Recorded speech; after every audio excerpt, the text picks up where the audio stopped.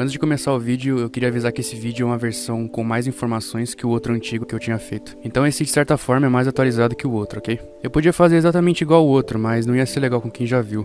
Por isso eu decidi colocar mais informações desse daqui, porque o outro logo vai ser excluído. É isso, aproveitei o vídeo. Todo mundo sabe o que acontece depois dessa cena. Ela rejeita o pedido, mas hoje não, hoje ela aceita. A obra de ReZero, além da história original, possui histórias alternativas que contam o que aconteceria se o Subaru tomasse escolhas diferentes ao longo da história. Senhoras e senhores, sejam bem-vindos ao Ren-If, ou mais conhecido como a Rota da Preguiça. Bom, se vocês se lembram, lá no episódio 18, quando o Subaru pede pra Ren pra fugir com ele, ela acaba não aceitando porque eles tinham feito uma promessa lá nos episódios 12, mais ou menos 13, em que eles iam ter um futuro juntos, mas de modo feliz. Então naquela cena que ele pede, tá tudo triste lá e por isso que ela não aceita. Mas por algum motivo, nessa linha do tempo, desse if, ela acaba aceitando. Então aquela proposta que ele fez pra fugir com ela, ela aceita dessa vez. E bom, como a Ren aceita o pedido, eles pegam uma carroça e vão pra Cararag, que é o reino vizinho. E bom, tem algumas coisas que a história não conta, como por exemplo, o que aconteceu com a Emília, já que ele não salva ela. Então eu vou supor aqui que a Emília morreu pro culto, como normalmente acontece. Então provavelmente o Puck tentou destruir o mundo de novo, como outras linhas alternativas contam que o Puck tentou destruir, mas o Reinhard matou ele, então meio que o Puck não conseguiu destruir o mundo, tanto é que realmente ele não conseguiu, porque o Ren-If é muito grande, então não aconteceu nada. Então o Reinhard matou ele e o Puck não destruiu o mundo e a Emília morreu, e provavelmente a Han também morreu porque ela tentou lutar. Mas como a história não conta nada disso, então é só uma suposição, ok? Nesse vídeo eu vou cobrir do prólogo até o capítulo 2, então esse vídeo vai ficar muito grande porque esses capítulos são bem extensos. Eu tentei pegar o máximo de detalhes possíveis, tá? Porque a maioria das coisas é diálogo, então eu meio que tenho que deixar mais fluido pra vocês entenderem, ok? Prólogo. O início. Uma atmosfera ruim pairava na carruagem. Ren e Subaru tinham acabado de sair de Lugúnica. A carruagem estava lotada, e como eles não tinham dinheiro suficiente, eles não tiveram escolha. Tinha que ser desse jeito. Dentro da carruagem, o Subaru estava tendo pesadelos, e isso estava deixando todo mundo lá dentro desconfortável. Ele dizia coisas como: eu sinto muito, eu sou tão fraco, eu sou inútil. E como isso estava incomodando quem estava lá, um pequeno demi-humano ofereceu ajuda a eles dois. Como eles estavam indo para Cararag, ele recomendou eles irem ver um lobo humano que morava em Banan, que era conhecido dele. A Ren no momento até estranhou a atitude, mas ele disse: pessoas têm que se ajudar no momento de necessidade. Não sinta vergonha. Quanto mais vínculos você faz, mais vínculos bons você consegue. Essa é a visão cararaguiana. Só faltou ele falar da Tebayo, né, velho? E bom, a Ren aceita o papel dele enquanto o Subaru tá dormindo no colo dela. E realmente, aquele demi-humano foi um bom amigo. Ele foi o único que ajudou a Ren. Capítulo 1.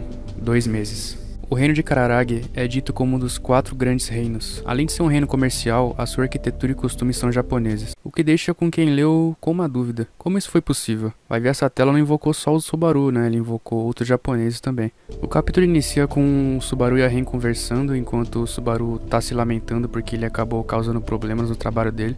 Ele disse que acabou estragando toda a carga que os demi-humanos estavam carregando, então ele tava fazendo um trabalho braçal e ele acabou quebrando mercadoria e tal. E como ele acabou destruindo mercadoria, o chefe dele acabou mandando ele embora, então ele ficou desempregado e é por isso que ele tá procurando um outro trabalho. E mesmo o Subaru tendo aquela forma patética por não conseguir um trabalho, a Ren mantém sempre a fé nele e ela diz que ele vai conseguir trabalhar logo logo. E a história desse if sempre diz que o Subaru tem um sotaque forte de Cararag e tal, mas pelo que eu entendi, Cararag tem um sotaque japonês mesmo, afinal o Subaru nunca teve contato com Cararag antes. E isso também é um indício que Cararag é uma cidade de invocados ou algo do tipo. Depois do Subaru e a Ren conversarem um pouco, o Subaru jura que vai conseguir um trabalho pra aliviar um pouco a Ren, porque ela tá trabalhando pelos dois sozinha, então tá muito puxado pra ela. E o Subaru diz que vai conseguir trabalhar logo logo. A cena pula pro Subaru observando a segunda cidade e estado de Cararag, Banan. O Subaru tava caminhando e pensando: essa arquitetura me é familiar, parece do período Edo, da era Meiji ou da era Taisho. E bom, pra quem não sabe, essas duas eras são eras bem importantes pro Japão. Se não me engano é da época de 1800 a 1900. Então ele meio que já tinha estudado isso e ele entendeu mais ou menos que a arquitetura era bem parecida. E além de tudo, a diversidade cultural em Cararag era muito grande. Sempre tinha algum demi-humano andando pelas ruas. Antes de ir pra agência de empregos, o Subaru conversa com a Libel. O Alibel é o lobo humano que aquele demi-humano havia recomendado pra Ren na carroça. E nesse if, eles são grandes amigos. Nessa cena tem um diálogo entre ele e o Alibel que eles só ficam um reclamando do outro. É até engraçado ler, mas eu não vou contar aqui porque é muito papo furado. Mas de modo geral, a relação que eles têm é muito saudável. O Alibel zoa ele, o Subaru zoa o Alibel. Ambos apontam os defeitos de cada um e ambos tentam melhorar no que podem. E eu realmente não sei quem pode ficar com o título de melhor amigo, ou o Otto ou o Alibel. Depois deles terminarem de conversar, o Subaru vai pra agência de empregos pra procurar um trabalho novo. Como sempre o Subaru olhava a mesma agência, ele acaba virando um amigo do dono de lá.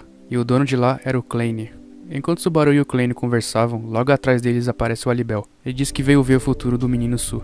O Alibel entra na conversa e troca uma ideia com o Klein. E como o Alibel era muito influente, ele acaba fazendo com que o Klein indique o Subaru para um trabalho novo. O Subaru pega as opções que o Klein deu e analisa. Ele fica interessado num tal de Berço de Zareste, que é um lugar onde ficava um grande espírito. Mas como outra pessoa já tinha pegado, o Subaru não podia mais pegar. O problema é que o Klein esqueceu de tirar a quest depois que alguém pegou. O Klein fica meio sem jeito e ele acaba oferecendo um trabalho de empregado numa mansão. O Subaru até reclama, mas ele acaba aceitando porque ele não aguentava mais ver a Ren sofrendo daquele jeito, trabalhando sozinha na escola e tal, enquanto ele não tinha um emprego. O Klein fica feliz que o Subaru aceitou um emprego novo e diz que o seu novo patrão é o Sr. Riften, que é um negociante corajoso, mas é muito calmo. Logo depois disso, o Subaru volta pra casa e conta pra Ren sobre o novo trabalho. Ele diz que não é um trabalho de longo prazo, é de apenas um mês. A Ren diz que mesmo sendo curto já é um grande passo pro Subaru. O Subaru diz que vai trabalhar na mansão do Sr. Riften. A Ren diz conhecer o Riften, mas de apenas algumas crianças que estudam na escola dela. Ela pega a carta de apresentação do trabalho de Subaru e fica pensando, o que faz com que o Subaru pergunte pra ela o que tem de errado. A Ren diz que ouviu dizer que lá tem muitas mulheres e que ela sente ciúme se o Subaru for pra lá. O Subaru diz que é bobagem, que nada vai acontecer. O Subaru diz que a única pessoa no mundo que ele ama é a Ren e nada vai mudar isso. A Ren dá um sorriso e pede pro Subaru ajudar ela a arrumar a mesa pra eles jantarem. Logo depois da janta, o Subaru e a Ren vão pra cama. O Subaru diz que o trabalho dele começa depois de amanhã, mas a Ren diz que eles têm que ir com calma amanhã e não hoje, se é que você me entende. Logo depois de 2 dias, o Subaru vai pra mansão do seu chefe, o Sr. Riften. Ele é bem recebido e é bem aceito pra trabalhar lá.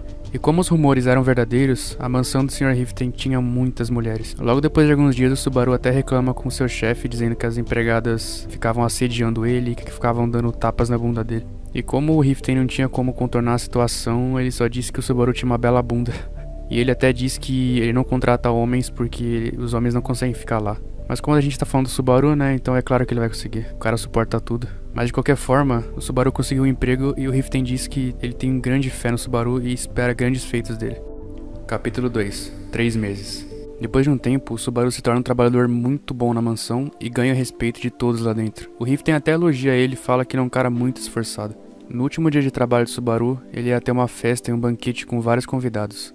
O Subaru até ajuda o Riften costurando umas flores nas roupas dos funcionários para diferenciar dos que eram convidados. A Ren também chega para essa festa usando um lindo kimono azul, o que fez várias pessoas admirarem ela. Até o Alibel aparece lá para trocar uma ideia com o Subaru e fala sobre a vida e tal. O Riften também aparece e cumprimenta o Alibel, chamando ele de Playboy Eterno. E esse título de Playboy se espalhou porque o Riften também é amigo do Klein lá da agência de empregos, então eles meio que se conversam entre si, e esse título acabou pegando no Riften também. O Riften também acabou conhecendo esse título. E como o Subaru e a Ren queriam aproveitar a festa sozinhos, o Riften e o Alibel saem e deixam eles sozinhos. Rezero seus diálogos interessantes. Depois de um tempo andando juntos, o Subaru fica assustado com uma coisa que ele viu. A Ren até estranha, mas logo vê depois uma sombra olhando pra eles. Uma pessoa imóvel encarando os dois. Eles olham e percebem que é uma mulher magra, usando vestido escuro, se camuflando na escuridão. O Subaru ficou paralisado devido à pressão daquela mulher, e a Ren já sentia a sua hostilidade. A mulher olha pra Ren e fala: "Morra!", enquanto jogava magias de vento fatais nos dois. E como a Ren usava um kimono e carregava o Subaru todo travado, ela não tinha como lutar direito com ela. Depois de desviar muito dos ataques, a Ren estava muito cansada. Ela queria pelo menos salvar o Subaru daquilo. E quando aquela mulher desconhecida faz mais um ataque, a Ren entra na frente do Subaru. E antes que o ataque chegasse na Ren, uma sombra surge do nada e acaba bloqueando a magia com uma kunai. No meio das sombras, a Alibel apareceu ali para salvar os dois. O Subaru e a Ren estranham, mas o Alibel sabia o que fazer. Ele tinha que acabar com aquela mulher. E bom, nesse if em específico, o Subaru não conhecia o poder real do Alibel, então ele não tinha como saber se o Alibel ia conseguir lutar com ela ou não. Então por isso que ele fala que não queria deixar o Alibel sozinho lá. A Rei não queria contar, mas ela conta pro Subaru que o Olibel é um dos seres mais fortes de Kararagi, o que fez com que o Subaru ficasse com um pouco de ciúmes e um pouco de tristeza porque o Olibel nunca contou pra ele isso. A mulher continua tentando focar a Ren, mas o Olibel tá bloqueando tudo, e quando finalmente ela foca o Olibel fica até feliz e fala que vai retribuir com um favor. Na frente dos três, o Olibel faz 4 clones dele mesmo, e ainda diz: a minha força não foi dividida, ela quadriplicou. E ainda ele tem a cara de pau de perguntar pra ela de qual clone ela gostaria de apanhar. E a única palavra que ela falava era morra, morra, morra, enquanto subia no telhado e tacava mais ventos cortantes nos três. E como o Olibel já queria finalizar ela, ele e os 3 clones dele jogam kunais em cima dela. Ela consegue defletir 3 kunais, mas uma acaba atingindo ela, então ela meio que fica ferida naquela ocasião. O Olibel até tenta ir atrás dela, mas ela consegue fugir nas sombras de algum jeito, então até com o faro apurado dele, ele não conseguiu sentir o cheiro dela. Então ela acabou fugindo. E no meio da luta, a Ren acaba desmaiando, então o Subaru e o Olibel ficam muito preocupados com ela. O Olibel até propõe levar ela pra casa e o Subaru fala que não, ele que ia levar ela pra casa. E o Olibel já entende o recado, ele vai atrás de um médico. Correndo com a Ren nos braços, o Subaru fica se culpando, ele fica falando que a culpa é dele e que ele devia ter feito alguma coisa e que a Ren pode morrer e a culpa pode ser totalmente dele e não daquela mulher. Ele tava muito desesperado nessa ocasião. Na mente dele podia ser toxina, podia ser doença, podia ser maldição, podia ser magia. Ele não sabia o que pensar primeiro. Ele chega em casa e coloca a Ren na cama e tenta chamar ela pelo nome, mas ela não responde, ela tá desmaiada. Ele até pega um pano úmido e põe na testa dela pra evitar febre ou algo do tipo. Depois de mais ou menos uns 10 minutos, ele escuta a porta abrir, então ele imagina que seja o Olibel. Quando ele vira pra olhar, é aquela mulher de novo. Só que dessa vez ela tava usando um kimono totalmente branco e limpo, e não aquele escuro e sujo da outra vez. E lógico, né, como o Subaru é todo impulsivo, ele voa pra cima da mulher no desespero de proteger a Ren. E ela reclama que ela não gosta de ser encarada, que não gosta de ser tocada, e o Subaru não entende isso, ele continua tentando atacar ela, tentando derrubar ela com golpes de luta. Só que todas as vezes que ele tentava atacar ela, ele era derrubado. Ele levantava e era derrubado, levantava e era derrubado, até que ele ficou todo ensanguentado e não conseguia mais levantar. Aquela mulher chega perto da Ren, analisa o corpo dela e fala que o tempo dela acabou e ela vai embora. O Olibel chega na casa do Subaru e fica todo desesperado porque ele vê o Subaru todo estourado na calçada e vê a Ren desmaiada ainda. Ele imagina que o Subaru foi atacado de novo. Depois de alguns minutos o Subaru acorda de novo e ele já tá bem. E o Olibel conversa com ele e fica em choque porque ele achou que ela ia atacar de novo em alguns dias e não 10 minutos depois. Depois deles conversarem um pouco, o médico chega e ele começa a analisar a Ren. E nesse momento é engraçado porque o Olibel tava muito nervoso de ter deixado eles dois irem sozinhos pra casa, e ele acende um cigarro pra fumar do lado deles, né? E a reação do médico é melhor. Ele fala: apaga isso, idiota. O cara tem muita coragem, velho. Depois de alguns minutos analisando o corpo da Ren, o médico fala que ela só tava cansada, tava muito exausta da luta e nada além disso. Ela tava totalmente saudável. Mas na realidade, tinha acontecido algo sim.